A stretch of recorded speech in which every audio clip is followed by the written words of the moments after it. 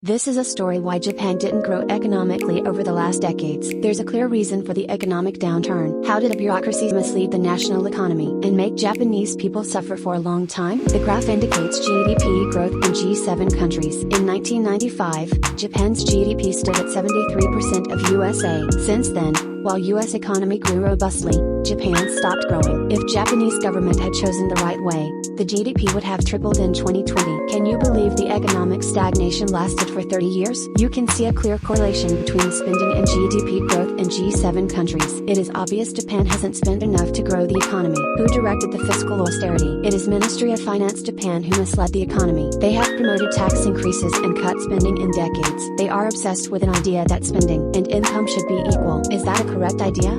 Is fiscal austerity the solution?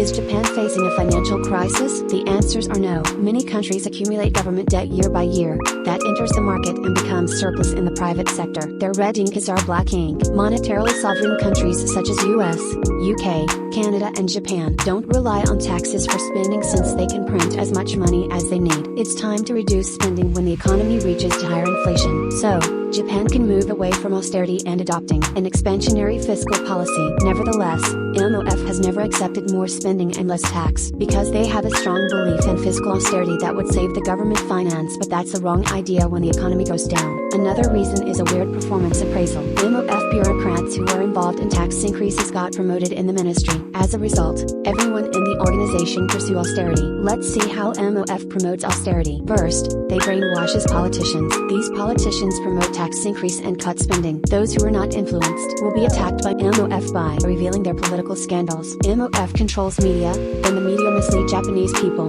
saying that the government debt went beyond $7 trillion, which is $55,000 debt per head of population. We should stop increasing the debt. It's a malicious propaganda and logically incorrect. Ex-Prime Minister Shinzo Abe, who fought with MOF, put it, Ministry of Finance would be happy that their fiscal discipline is maintained, even if the nation collapsed. Economy analyst Takuro Morinaga portrayed MOF as a cult. They both make people worry and believe something that is not true. Japanese people came to realize MOF was wrong. Their big lie will be revealed someday. Let's get back Japan's economy and society on track.